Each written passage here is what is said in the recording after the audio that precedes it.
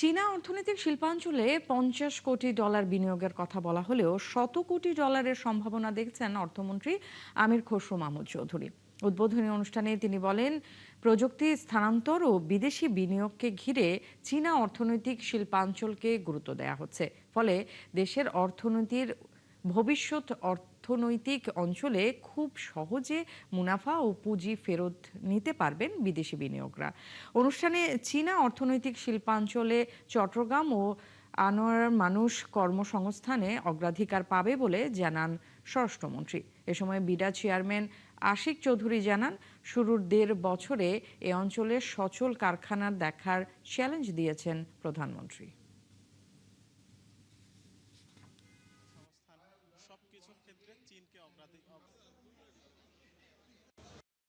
এখানে $500 মিলিয়ন ইনভেস্টমেন্টের কথা বলা হয়েছে, কিন্তু আমি যদি অবকাঠামোগত সবকিছু নেই, এখানে টোটাল $1 বিলিয়ন উপর ইনভেস্টমেন্ট হবে ultimately.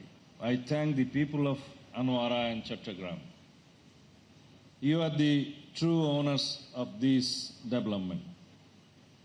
And this industrial zone will bring opportunities, skills, and prosperity directly to your doorstep.